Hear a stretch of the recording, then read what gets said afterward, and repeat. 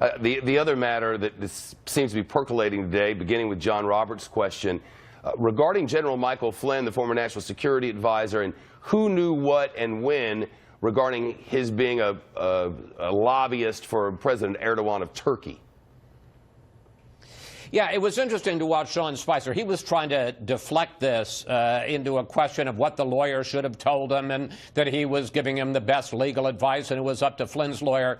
That precisely misses the point, and I suspect Sean knew that it missed the point, but he just didn't want to answer, because the real point is that let's assume that they didn't know that Michael Flynn was working as a foreign agent for Turkey at the time that he was, in effect, the top security advisor to the president during the campaign. Let's assume they didn't know it until the transition.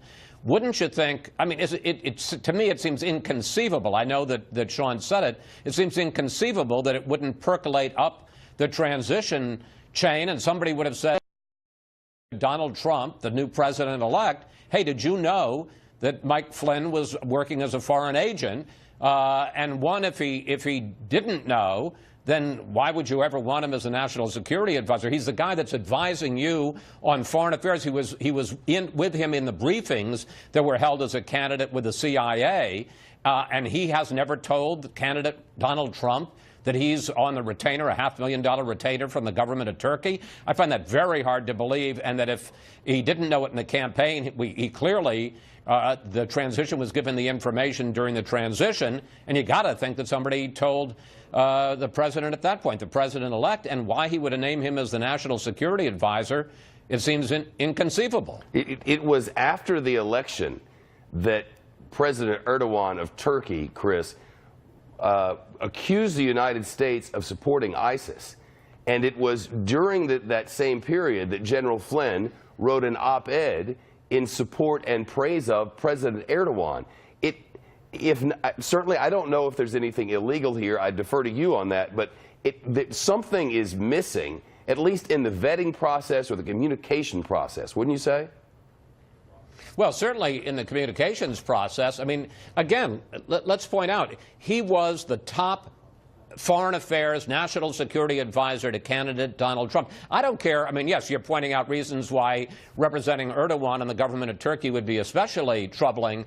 But let's say he was representing England, a staunch ally of us.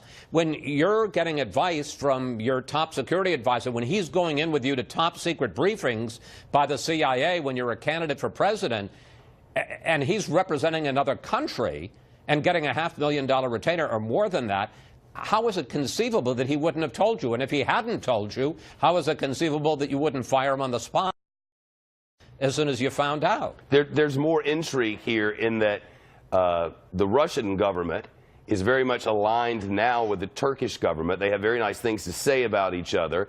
And it was Michael Flynn who had conversations with the Russians that was the stated reason at the time for what was then called the asking of his resignation. And with all of these different concerns within this White House, the people who are now, or were at least, close to the president, questions about Russia continue to come up.